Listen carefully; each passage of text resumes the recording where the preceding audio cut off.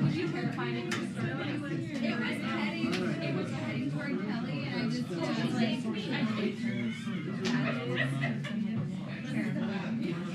well, yesterday there was.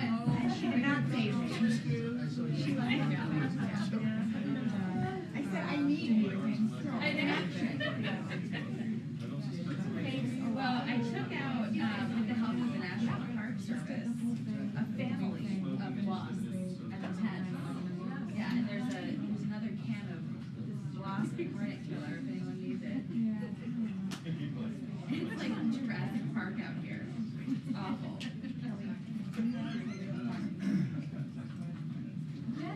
Yes, I love it. I love it.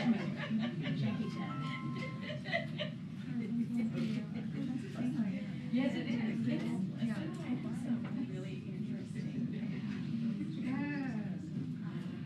I'm always good. It's getting insane. I'm getting a little bit. We're gonna watch this broken on Jack.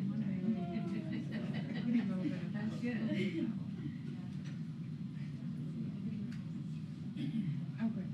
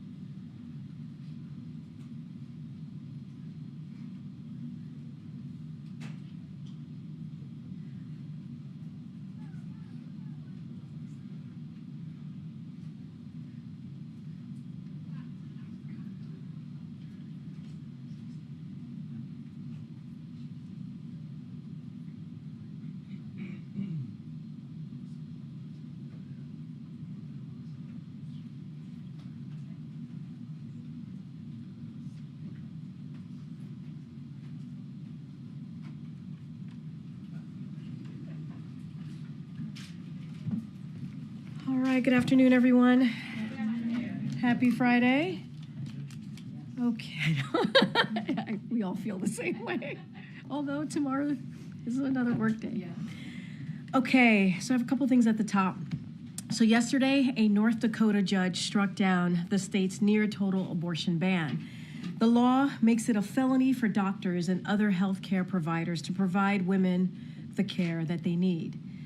It is extreme, dangerous, and terrifying, and has left North Dakota without any abortion providers. And that was made possible when the former president handpicked three Supreme Court justices to overturn Roe v. Wade. As a result, more than 20 states have abortion bans currently in effect. And it's not stopping at the state level. Republican elected officials in Congress have proposed 4 national abortion bans while refusing to protect nationwide access to IVF and contraception. President Biden and Vice President Harris believe that women in every state must have the right to make deeply personal decisions about their health. They continue to call on Congress to restore the protections of Roe v. Wade into federal law and fight efforts by Republican elected officials to undermine our fundamental freedoms. Next, I wanted to also quickly recognize all of the amazing Team USA athletes who participated in this year's Paralympics in Paris that ended this past weekend. Team USA showed incredible resilience and strength. This year's athletes brought home an impressive 105, including 36 gold medals. From the president on down, we have all been cheering you on here at the White House. We are so proud of all of you. As the First Lady said, and I quote, "Our athletes carry more than just our flag. They carry our nation's heart and our hopes with them too." And finally, as you all know, the president joined a brunch in celebration of Black excellence on the South Lawn this afternoon. Over the coming days, President Biden will participate in a celebratory engagement centered on the triumphs and legacy of Black Americans and the institutions they have created. In addition to today's brunch in celebration of Black excellence, President Biden will deliver remarks at the 2024 Phoenix Awards dinner on Saturday and address the National HBCU Week Conference in Philadelphia, Pennsylvania on Monday. These events will focus on speaking directly to the community about the Biden-Harris administration's accomplishment for the Black community.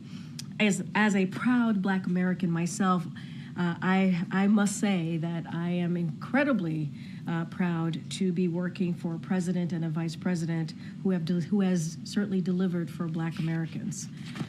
His time in office is marked by significant wins for the Black community, including achieving the lowest Black unemployment rate on record, nominating Justice Ketanji Brown Jackson to the Supreme Court, and investing a historic $16 billion into HBCUs. We are looking forward to traveling to Philadelphia this coming Monday. And with that, Darlene. Hi, thank you. Hello. Two questions. So the administration had promised to use the full extent of the law to make sure that pregnant patients got emergency care after Roe v. Wade was overturned. The AP is reporting today that none of the hospitals that have denied care to pregnant patients since Roe v. Wade was overturned have been fined. Do you know why? So I would have to talk to the Department of Justice. I'm just now learning this reporting that the Associated Press has, so I would have to go back to the Department of Justice and also refer you to them as well to get a better sense of how they're operating that particular policy. But I would have to say, and I said this at the top, we would not be in this position if the former president did not appoint three Supreme Court justices with one of the obviously one of the goals that they were successful at was making sure the Dobbs decision was done, which overturned Roe v. Wade, which was a constitutional right that women had for nearly 50 years. And that is why the president had to step in. That is why the president had to sign an executive order. That is why we have been very forceful, very clear about what Dobbs' decision has done. And we don't even have to, it doesn't have to come from us. We could see what has happened across the states, 21, 22 states that now have abortion bans, and now that is affecting, as we know, 27 million women who are now affected by this, who their reproductive freedom has been taken away. That decision to make those really personal decisions for themselves has been taken away. But as it relates to that specific question, I would have to refer you to the Department of Justice. And since the president mentioned Springfield, Ohio, in his remarks, he didn't actually say Springfield, but we knew what he was talking about. Is the administration considering any help for Springfield? They've been facing bomb threats. Some schools were evacuated today. Is there any? So, look, as it relates to that, certainly we are aware of the evacuations. Local police are investigating what is happening on the ground, the situation. We encourage everyone to please follow the advice and the direction of the public safety, follow their guidance. I'm going to be mindful not speculate on the evacuations, but again, to your point of what the president said and what we have said from this podium, it is that it is extremely sad and concerning that a community is facing this type of danger and vitriol. And as the president said today, I think very forcefully, this needs to stop. There is absolutely no place in this country, certainly in our political discourse, for this type of vitriolic, smearing, hateful language. And certainly, as we have done in the past 3.5 years, and the president has done throughout his career, and the vice president as well, we're going to continue to call that out and condemn that type of vitriolic behavior. We will certainly offer any assistance if needed on the ground by the local police. And just to bounce off the question about Springfield, the Ohio governor said that the federal government needs to give Springfield some help to deal with the influx of migrants. What's the president's reaction to that, and does the White House have plans to provide some funding to the state? So a couple of things, and I'm actually glad you asked this question, because there are a couple of things I do want to lay out that the administration has been able to do. Again, this is conspiracy theory, what we're hearing, that has been debunked by the Ohio, the Ohio Police Department, the Springfield mayor, the city manager, and so we have to make sure that we put that out there, that this has been debunked, and spreading this type of hateful conspiracy theories is indeed very dangerous. It's very dangerous. So since day one, our priority has been ensuring communities across the country have the support they need. So we've delivered resources to Ohio as well to cities, states, and non-for-profits across the country. Since the spring, DHS has been directly engaged with the city of Springfield and local officials to make sure they have the support they need. And we want to do more. We would like to do more.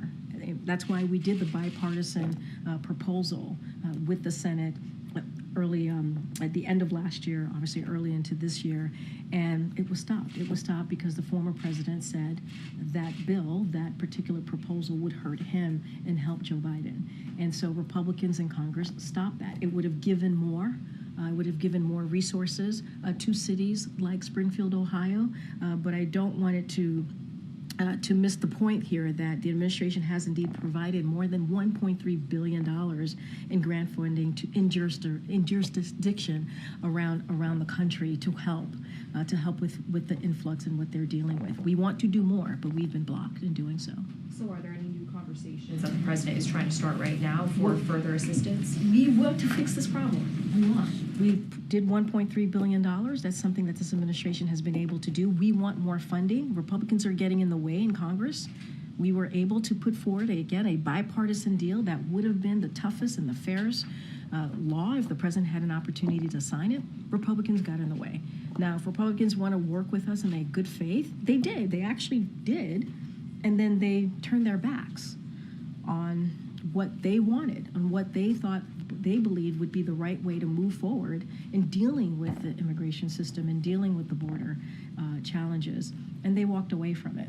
And we need them to come to the table again. We need them to actually want to move forward to deal with this issue. And just shifting gears to Boeing, 30,000 workers are on strike for the first time in 16 years at Boeing, and Boeing CFO said this is going to impact production, deliveries, operations, and will jeopardize their recovery. So how is the president reacting to this, and what's his message to those workers? So we're administration officials are indeed in touch with Boeing and the machinist.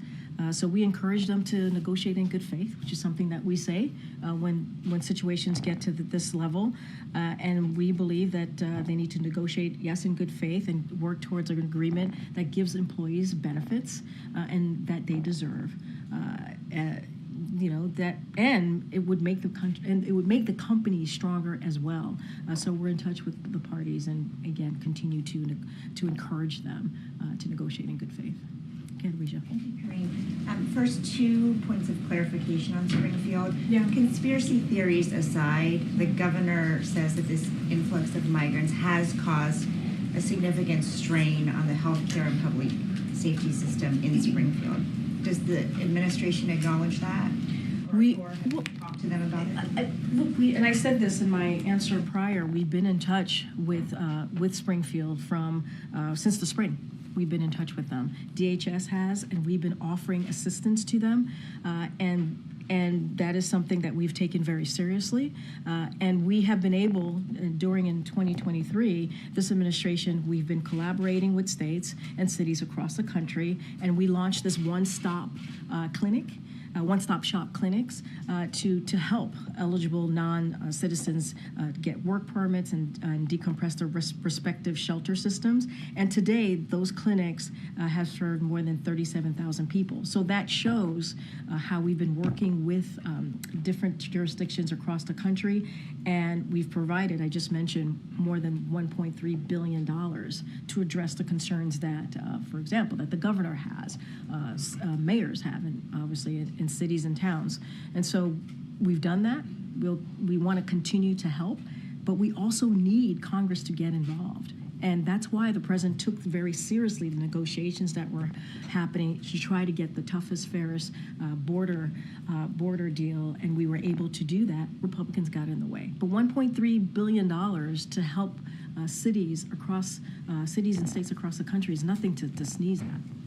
So short of a deal, are you saying that currently there is no more federal resources to give to Springfield? We need more federal resources. Okay. We have been working with Springfield, Ohio in particular, since the spring. We need more funding, we need more. And that is why the president and his team got together with Republicans and Democrats in the Senate to come up with this border deal. Donald Trump, the former president, told Republicans in Congress to not move forward with it. They voted against their own bipartisan deal. And then turning to tariffs, during the debate, the vice president described Trump's proposed tariffs as a sales tax on middle-class families. Today, the Biden administration announced new tariffs on about $18 billion worth of Chinese goods that will go into effect in 2 weeks. So can you talk about whether these new tariffs are fundamentally different from what Trump has proposed and how? So the 301 tariff, the tariffs. So like we made an announcement this morning, as you just that went out early this morning, and I think the president, when he back in May, when he was announcing that he was going to take action, he said very clearly he was going to do that to protect Americans, workers, and businesses from China's unfair trade practices, and that's a commitment that he made and he spoke to back in May. And the comparison, as you're asking me, the Trump administration, the last administration, their trade deal with China failed to boost American manufacturing, and what the president's economic agenda, what we've been trying to do for almost 4 years now, and we've seen some results here, is nearly $1 trillion of new investments here in America. Manufacturing investment has hit record highs, and factory construction has doubled to a record high. The annual trade deficit with China is the lowest in a decade, and that is because of the president's economic agenda, lower than any year under the last administration. And so the president is going to continue to take action to protect American workers and manufacturing, and encourage China to eliminate its unfair practices. As it goes to the specifics of it, obviously USTR will have more information on that. But the president made a commitment. He's keeping to his commitment, and if you can see what his economic agenda has actually done, manufacturing, businesses, and how that lines up with China and what China has, how his agenda has affected China's behavior, and I think that matters. I'm sorry, I should have been more clear. Yeah. How is it not a sales tax on all the goods that people buy every day? Look, what we're trying to do is making sure that we're protecting American workers and businesses. That's what we're doing. USTR can certainly get into more details and specifics to your question, but our commitment, and I think it shows in the president's economic policies I just laid out, and how the annual trade deficit with China is the lowest in a decade, lower than any year during the last administration. And so what we're trying to do is eliminate China's unfair practices, and we've seen the results of that. That was the commitment that this president made in May, and that's the commitment that will continue. And this is about American workers and businesses, and we're going to certainly continue to deal with China's unfair trade practices, and that's what you're seeing. Okay. Ms. Karine, just back to the Boeing strike, does the White House believe that there is an immediate economic impact from the strike? So we're in touch with officials, and this is something that, as I say all the time when I get asked this question, we're going to monitor very, very closely. I don't have a specific question to you on that, on a yes or no, but this is something that we're certainly going to monitor. What we want to see is all parties to come together in good faith and come up with a deal that helps the workers, the hard work, right? Continues to really respect the hard work that the workers do day in and day out for companies, but I don't have anything specific. We're going to monitor. We're going to keep eye on it. Not even a general assessment on the economic impact, immediate or otherwise? This is something that we're going to monitor. Okay, and just staying on that topic and stepping back a little bit, you've obviously gotten a number of Boeing-related questions in this job, the door that blew off the plane, number of compliance issues. There are 2 astronauts who are literally stuck in space. What do you think is going on with the company? I can't speak for what's going on inside a company. That is for them to certainly speak to. As it relates to the strike that is currently happening, we're certainly in touch with Boeing and the machinists. We want them to come together in good faith as it relates to the safety concerns that Americans should have, rightly have. Obviously, the Department of Transportation has been on top of that, dealing with ways to make sure there's transparency and they deal with those safety issues. FAA has been on top of that as well, but I can't speak to what's going on with Boeing. That is something for them to speak to. Just one more on a separate topic.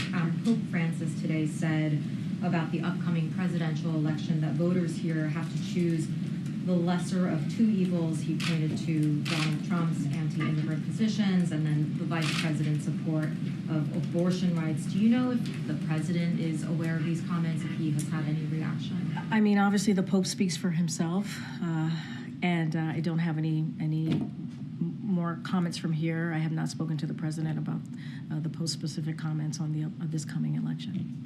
Okay. Just to follow up on Boeing. Sure. So we understand that admin officials, including Julie Sue, are in touch with both sides. Yeah. But is there someone specific, like a liaison, like Gene Sperling was in the UAW talks, that the White House has appointed? So I don't have a specific person to point to from the White House. White House officials, including the Department of Labor, as you just mentioned, the secretary, the acting secretary, has been in touch with Boeing and the machinist on this particular matter, but don't have a person to point out to you. But White House officials here have been in touch. And are the president or the vice president planning to join any of these workers on the picket line? Have any discussions taken place? As you know, the president was the first president to go to Michigan and be with UAW workers when they were striking, and he was very proud to do that. Has been named the most pro-union president ever, and so he's proud to hold that title. I don't have or acknowledgement. I just don't have anything to share on either of their schedules. Has the president spoken to the union? I don't have a call to speak to at this time. And one quick one on the U.S. Steel, Nippon Steel deal. The Washington Post was reporting that the White House may push a decision on the deal until after the election. We did see some pushback from the White House saying that there was no timeline around this, but is there any clarity you can offer on what the reporting was? So we've been very clear, the president has been very clear, he wants to make sure that, and it is vital, that U.S. Steel is to remain an American steel company, and that is domestically owned and obviously operated. The president told our steel workers as he has their backs, and he meant that. You remember when he was on Labor Day, he was in Pennsylvania and said that. The vice president said that as well, or made that very clear in her remarks as well.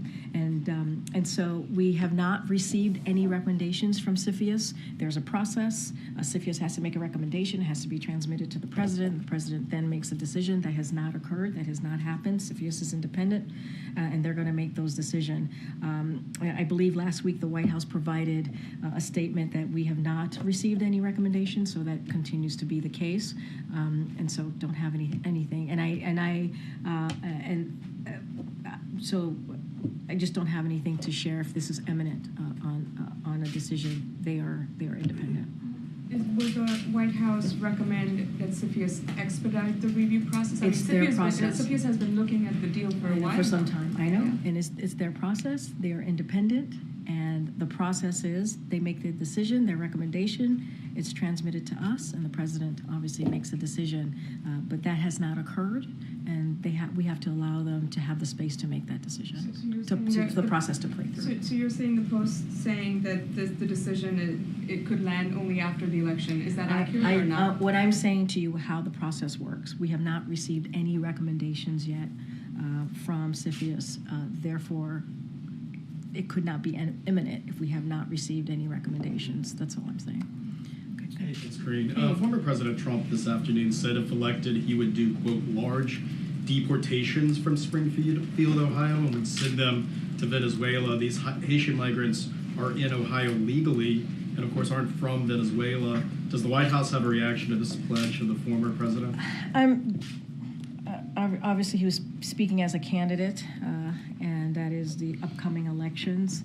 But I will say more broadly, if Republicans were serious about fixing what is happening at the border challenges, which majority of Americans care about, if they were serious about it and they truly cared about this issue, they truly cared about fixing an immigration system that has been broken for decades, they would get back to the table, or they don't even have to. There's a deal. There is a border deal, a bipartisan border deal. They can vote on it, and we would have the toughest, fairest deal that we've seen in some time coming out of Congress that would become law because the president would sign it, because his team was part of certainly deliberating on that deal. If they were very serious about it, they would move that deal forward and help us make it into law. And it would deal with issues that cities like Springfield, Ohio, are dealing with right now. But doesn't the White House opposes any mass deportation of Haitian migrants from Springfield, I right? mean, That's what I would assume. Is that the question? My question is The that, question, yeah. I mean, that's obviously, yes. But also, if they really wanted to deal with, I mean, I think the real, I think, core of the question is, okay, there's legislation out there. There's a policy. There's a bipartisan legislation that would deal with issues that they have concerns about at the border and actually deal with an immigration system. Obviously, we do not support mass deportation of a community that is not part of a country that they came from. That doesn't make any sense. That is not something that we would support. But there's a deal out there. There's a deal, a bipartisan deal. They keep getting in the way. They're voting against their own deal. That doesn't make any sense. Where's the sense in that? Where's the sense in that? The president spoke about the issue affecting Springfield today. Why today? And he did reference the former president directly. Is his message intended for Donald Trump? I think what the president said speaks for itself. I think he was very clear. He saw it as an opportunity. He had 1,200 people celebrating Black excellence, and he saw it as an opportunity. We keep hearing from the Republicans who keep lifting this up, even though it's been debunked, this hateful smear. It's been debunked by the Springfield mayor. It's been debunked by the city manager. It's been debunked by the Ohio Police Department. And we hear Republicans, national Republicans, continue to spread that hateful conspiracy theory. And so the president took an opportunity to address it head on. I think his words and what he said very powerfully landed very well, and people got the message. And in the meeting with the Prime Minister today, how much do you think what will the approach be concerning threats that Putin has made about expanding his concerns to the West if weapons are made available for Ukraine to go deeper into Russia? Yeah, his comments about NATO and the U.S. more specifically, look, that kind of rhetoric certainly is dangerous, but it's not new. It's not new for Russia. Matter of fact, it has been the mainstay of Russian propaganda throughout this war that they've had. This is their war that they've had in Ukraine. This is their aggression. This is what they have done. This is what Mr. Putin has done, to be more specific. And that's how it started. And this war can end. This war, the war that we're seeing in Ukraine, the aggression from Russia can end today. Can end today. Russia can move their troops out of Ukraine, and it can end. So that type of rhetoric is incredibly dangerous, but it's not new. It's certainly not new. Any announcement about the president's support for munitions being used inside Russia? I wouldn't expect any big announcement today. Look, the president certainly is looking forward to meeting with the Prime Minister. He believes it's an important conversation that they're going to have, and a varied conversation, a wide range of conversation about Indo-Pacific, Ukraine, obviously the Middle East, and so I would just leave it for there, and our policy certainly hasn't changed. Thank you, Karine. What is the holdup on a decision allowing Ukraine to use long-range missiles inside Russia? I'm not going to go. I got this question yesterday. I'm not going to deliberate here. I'm not going to get into specifics from here. As I said to Kelly O, I would not expect there to be any announcements on this coming out of this meeting. That's not something that I would expect. There's been no policy change, but what I can continue to make sure that you all know and you see it for yourself is that the president is committed to make sure that Ukraine has what it needs to defend itself against Russia's aggression, to defend and fight for their democracy. I'm not going to deliberate. One of the bigger criticisms of this administration has been that on everything that's ultimately given to Ukraine, the answer was first a no on ATACMS, on HIMARS, on Patriots, on fighter jets, and that if this had just been given to them on day one, maybe there wouldn't be the funding fatigue that Congress now has to grapple with the next time they need help, and that the aid that you guys promote has been slow-walked in the form of a decision to use it. Let's step back for a second. What this president has been able to do in the past 2 years, really in his entire administration, is fix the reputation of this country that was tainted by the last president. We have to remember how we started, where we started, and what this president has been able to do. People thought NATO was going to be weaker. The president made NATO stronger. We got two more countries that are now members of NATO. That's because of this president's leadership.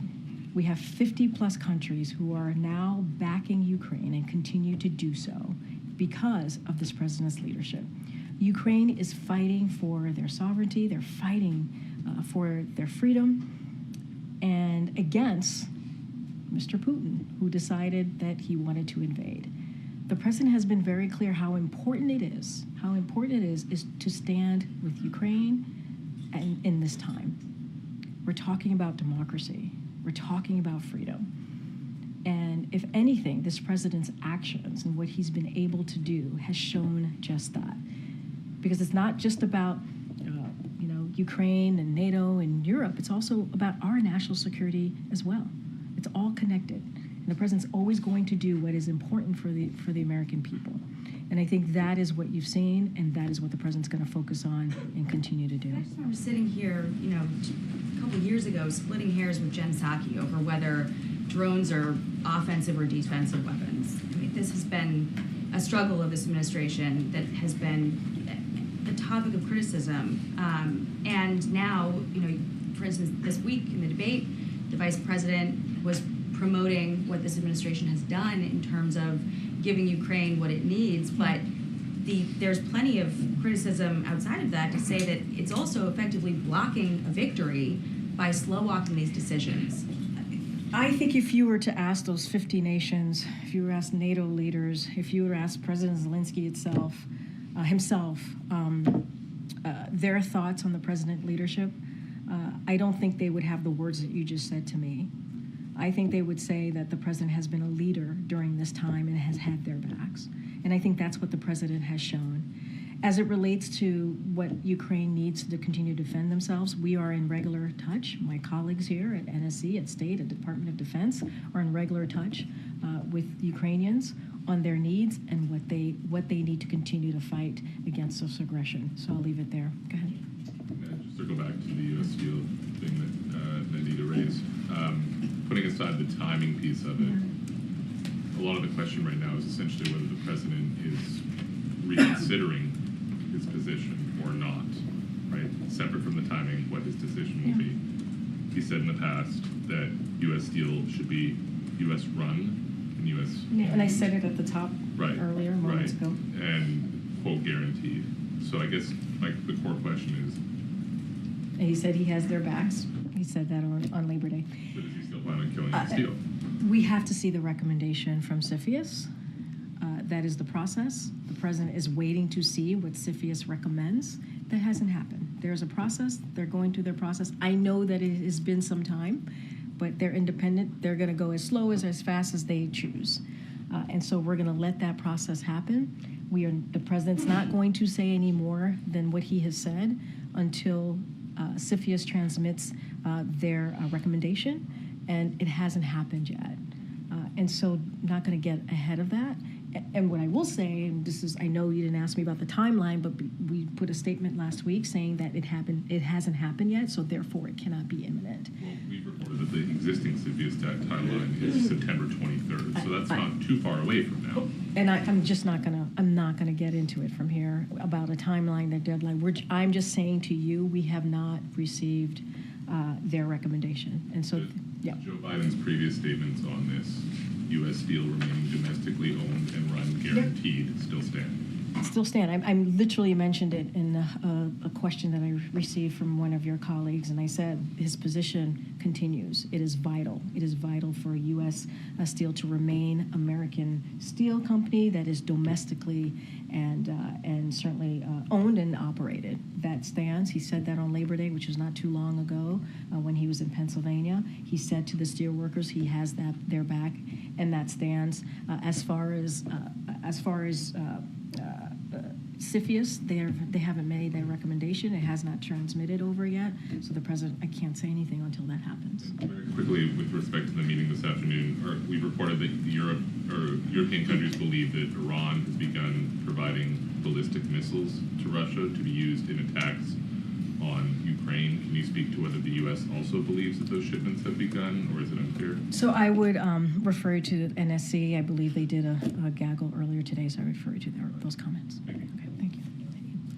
I just want to go back to the long-range missile. Sure. Just one more. It's just that, I mean, considering the tone of the Russian president, the fact that you would take this as a direct participation of NATO members, and considering Article 5 of NATO Charter, what type of conversation has the president had with his colleagues, Canadian Prime Minister, for instance, one of them, just to have everybody ready for a potential attack on the NATO country? Look, I'm not going to get ahead of any conversations. What I can say are certainly our policy has not changed.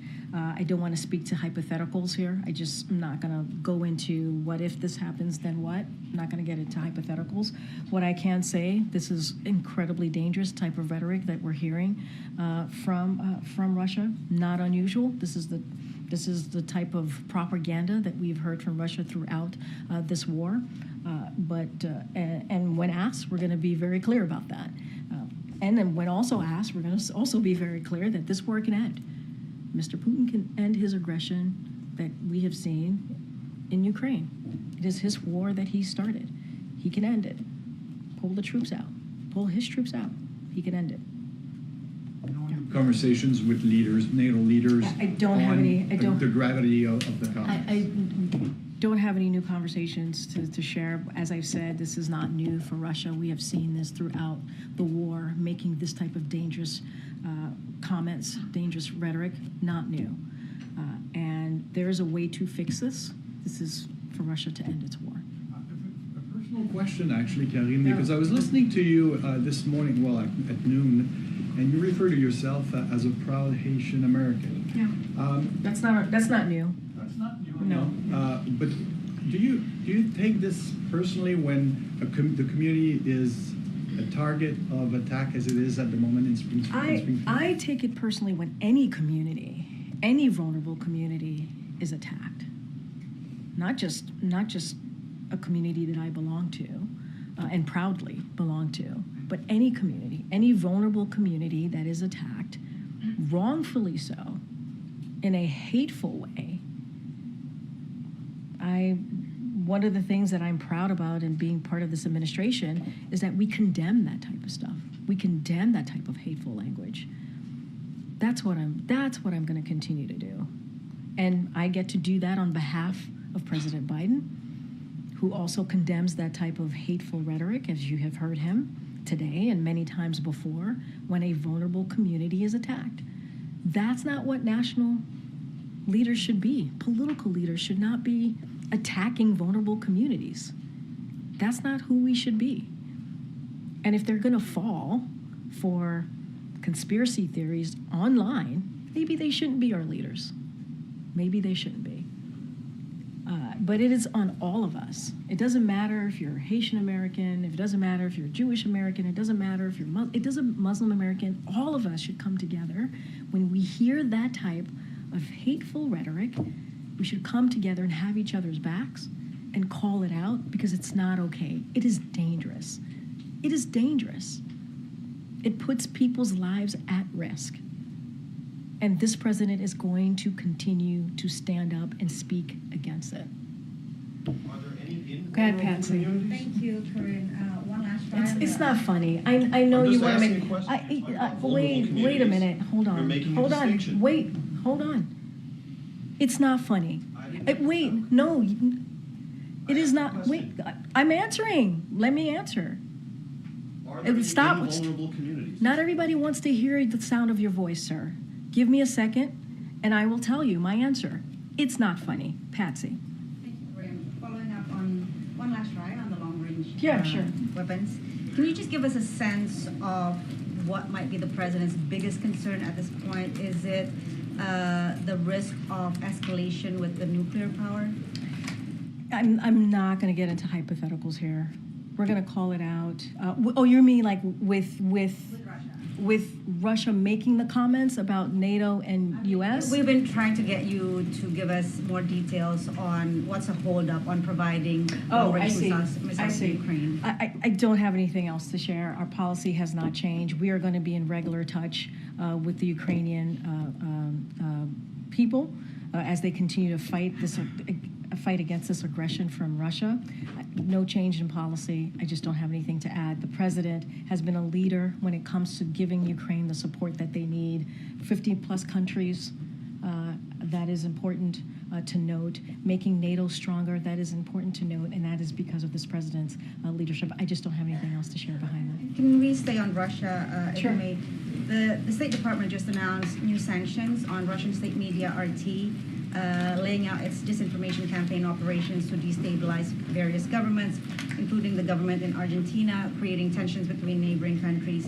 Does the administration have a specific strategy to try to stop RT's efforts in the Western Hemisphere or other places in the world? So I'm going to let certainly the State Department and the Department of Justice speak to their announcement. You heard from the State Department today. You heard from the Department of Justice last week.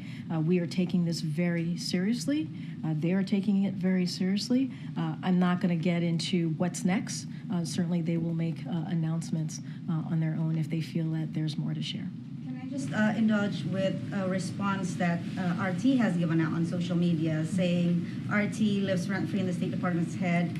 We're running out of popcorn, but we'll be here live, laughing hard. I mean, kind of mocking the administration's steps on sanctioning them at this point. Do you have a response? So let's not forget last week, the Department of Justice, and I just mentioned the Treasury and State, they took some actions to disrupt Russia's covert information operations, to undermine our democratic institution in the homeland. We do not laugh at that. That is very serious, and we take that very seriously. And State's announcement today make it clear that the U.S., and I want to be clear, is not only targeting RT's covert operations. We learned that, in fact, RT covert influence efforts extended to places like Europe and Africa. That's what we learned. Anything more than that, I would have to refer you to the State Department and the Treasury to speak to that as they made that announcement today. Just don't have anything else, but we take this very seriously. Okay. Hi, Trinity. Yes. I was told you were going to be in the briefing room today. Howard University. Yes. Hi, nice to see you. Nice to see Want to say a little bit about yourself? Yeah. Hi everyone. I'm Trinity Webster Bass. I'm a senior honors broadcast journalism major, Afro-American Studies minor, attending Howard University, and I had the pleasure of meeting Karine at the White House Correspondents Association dinner, in which I won a scholarship. Congratulations again. Thank you. I just wanted to go back to the event held today on the South Lawn. Why was it important for the Biden administration to hold this event today, and are future events coming of the same nature? So look, I want to start off by quoting what the president said, and I think it's important today. when he was addressing the crowd on the South Lawn. We recognize that this nation would not exist without the blood, sweat, and tears, without the determination, dreams, and contributions of Black Americans. And he felt that it was fitting to do this on the same week of the Congressional Black Caucus Week. It was a really special event. I think you felt that out there if you participated. And so he wanted to host this brunch for a couple of reasons, to show his personal gratitude to the community and celebrate their progress. The progress we've made under the Biden-Harris administration. You heard him talk about that in his remarks, and wanted to make sure that we didn't forget, that we continue to speak to why Black Americans and African American history is really part of American history, and that is something that we cannot forget. I'm going to take one last one. Go ahead, Karen. Thanks, Karine. Big political news earlier this week when Taylor Swift endorsed the vice president. I'm not going to ask you about the endorsement because I'm not going to answer that. But the voting registration site that she drove people to from her post, in that first 24 hours, there were more than 400,000 visitors from that link. Yeah. Is the president aware of that traffic and the interest in the registration? And does he think that that kind of influence can make a difference in driving turnout, getting people to get more engaged in elections? I think it's important for people to exercise their sacred right to vote. And that is something that the president finds it incredibly important to continue to do and to protect that right to vote. I do want to say, as it relates to Taylor Swift, what I can say is there are a lot of Swifties here in the White House. And so I can say that. I hear that a lot. Look, one of the things that he did is very early on in his administration, he signed an executive order to do everything that we can from the federal level to make it easier for Americans to vote. And so that is what you saw. The link that you mentioned, obviously, is a way to make it easier for Americans to register, certainly, to vote. It is a sacred right. Many people have fought for that right to vote, and it is certainly part of our democracy, and so it's incredibly important. I've not spoken to the president beyond the endorsement that occurred. I have not asked him about specific about the link and the amount of people who have gone on it to register. I think that's great. It's important. Outside of this election, I think it's important for people to be able to register and vote. That's why this administration has done everything that we can to give people that opportunity and protect that right. All right, thanks, everybody. Thanks, everyone. 400 people murdered in Chicago this year. Can you address that? 400 people murdered in Chicago this year. Can you address that?